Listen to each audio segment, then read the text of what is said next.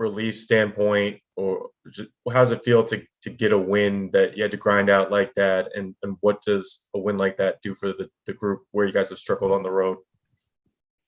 Yeah, I mean, we you know, lose of our last 11 road games and playing one of the hottest teams in the NBA, winners of 5 in a row, to be able to come into a very hostile environment and win a basketball game. And the way we won it was big for our team. And we needed literally every minute, all 53 of them, to accomplish that. Brian, we know how great you and Russ were tonight, but what's it like to have help from everyone else to get this win tonight? I mean, it was big time. Everyone who came in and got minutes was big time. You know, Wynn, his first start was huge to start the game and throughout the whole game. You know, Avery Bradley came in and gave us big time minutes, big time makes, big time shots, hit 2 clutch free throws and a big 3 down the stretch.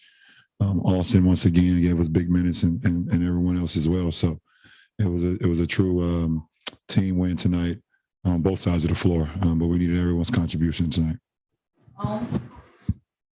Bron, you posted a picture of Russ after he hit 3 running by Drake, and Drake has his mouth wide open. I was wondering, what were you thinking when you saw Russ steal the ball and hit that 3, and especially after all the things that Russ has been through this season? What was I thinking? To get the best look that we could, and Russ got the best look that we could, and he drained it. I was actually looking at his feet when he was getting close to the 3-point line and seeing him step on the line and then slide his foot back before he released it.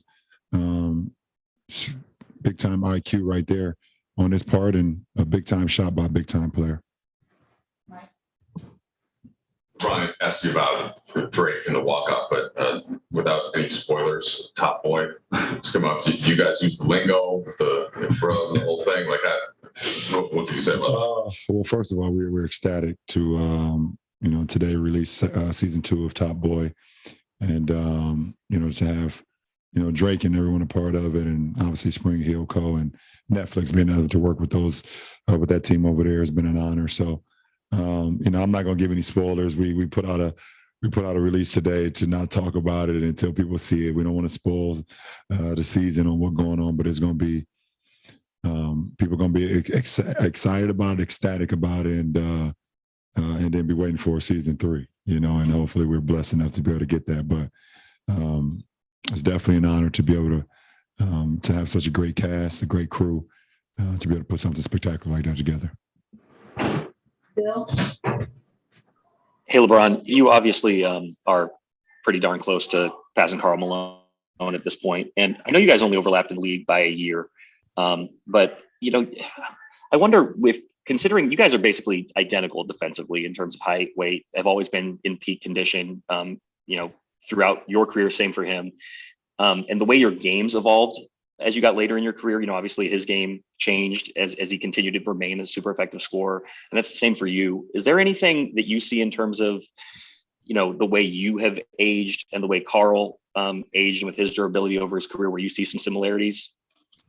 I mean, when you put it that way, absolutely. I mean, you know, you guys that just took care of their bodies for the majority of their career and always wanted to be available to their teammates. I mean, the most important leadership for you is to try to be available as much as possible on the floor, you know. And I think myself and him, we always just try to be in uniform and make plays and stay in condition, and, you know, and try to stay healthy, stay injury free as much as you can, and also be productive on the floor. Yeah, absolutely. Take 2 more, one on Zoom and one in person. So Dan, these are our last on Zoom.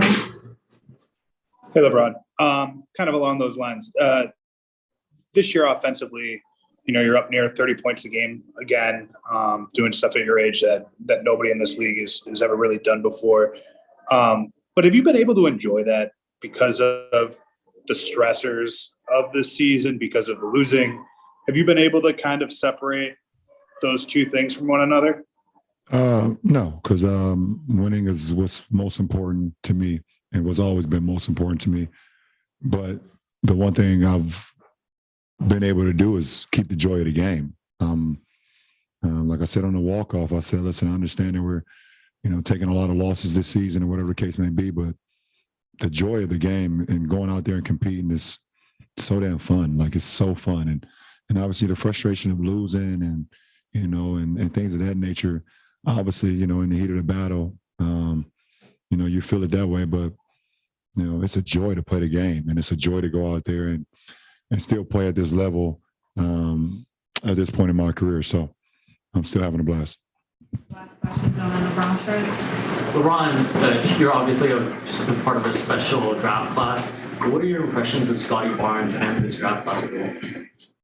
I saw Scottie Barnes for the first time in the 7th grade, and I told one of my good friends that this kid is going to be special. I seen his length of his arms, and he was playing point guard at his size back then. And I mean, obviously he's still doing it now. He can play multiple positions, but for him to have that size and that ability, I knew he was going to be special. And I always talk to my friends about him. So there's no surprise in what he's doing for me personally. Could be to some of you guys, but to me, I've been watching him since the 7th grade. And it's a beautiful thing to watch. Appreciate it.